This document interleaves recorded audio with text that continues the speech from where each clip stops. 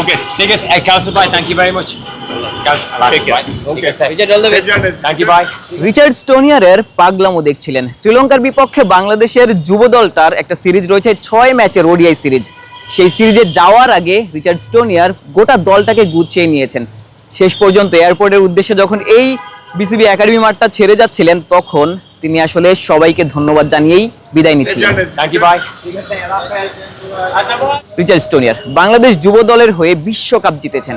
তাহিদ হৃদয় কিংবা শরীফুলদের যে বিশ্বকাপ দলটা বিশ্ব মঞ্চে বাংলাদেশকে একটা মাত্র অর্জন যাদের আসলে আর রয়েছে, সেই দলটার ট্রেনার ছিলেন রিচার্ড স্টোনিয়ার। এই দলটাতে রিচার্ড স্টোনিয়ার ট্রেনারের ভূমিকাটাই পালন করছে। তবে তার থেকেও স্টোনিয়ারের ভূমিকা যেন আরও একটু বেশি কিছু। তিনি মাঝে মধ্যে ফিল্ডিং শেখান, দলকে মোটিভেট করেন। তিনি বাংলা শব্দগুলো শিখেছেন আরও 4-5 বছর আগে। এখন তার বাংলা শব্দের ভান্ডার আরও বেশি সমৃদ্ধ। রিচার্ড স্টোনিয়ার বাংলাদেশের এই যুবাদের আরও একটা বিশ্বকাপ জয়ের স্বপ্ন দেখাচ্ছেন। আরও একটা ব্যাপার আপনারা জেনে গেছেন ইতিমধ্যেই, আজিজুল হাকিম তামিম, যিনি আসলে এসএসসি পরীক্ষাটা স্কিপ করেছেন। চলছে এসএসসি পরীক্ষা, আজকের দিনেও একটা পরীক্ষা রয়েছে, গণিত পরীক্ষা রয়েছে। তবে তামিম কিন্তু দেশের হয়ে খেলার জন্য এসএসসি পরীক্ষাটা দিচ্ছেন না। বাংলাদেশ দলের ক্যাপ্টেন, বিপিএল খেলেছেন, ডিপিএলে 350 মতো রান করেছেন।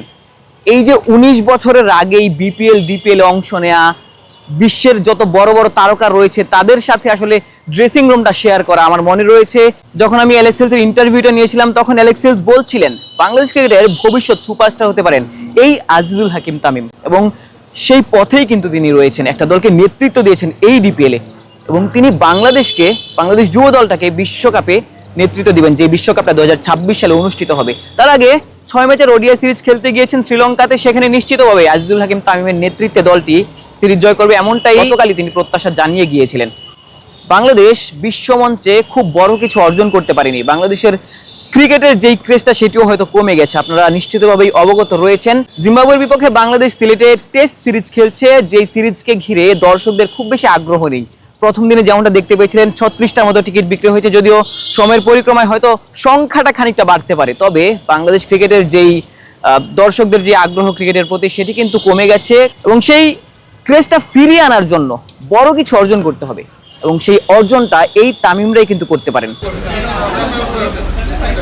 বাংলাদেশ ক্রিকেটের ক্রেজটা ফিরিয়ে আনার জন্য এই যুবারাই বড় একটা পদক্ষেপ নিতে পারেন। শ্রীলঙ্কার বিপক্ষে যেই 6 ম্যাচের ওয়ানডে সিরিজটা খেলতে গেল আজিজুল হাকিম তামিমের নেতৃত্বাধীন দলটি, সেই দলটি সেখানে 6-0 সিরিজটা যদি জিততে পারে, কিংবা এর পরের বছর যখন বিশ্বকাপটা আয়োজিত হবে সেখানে বাংলাদেশের এই দলটা যদি, যুব দলটা যদি আরও একবার চ্যাম্পিয়ন হওয়ার গৌরব অর্জন করতে পারে, তখন কিন্তু বাংলাদেশের ক্রেজটা আবারও ফিরতে পারে।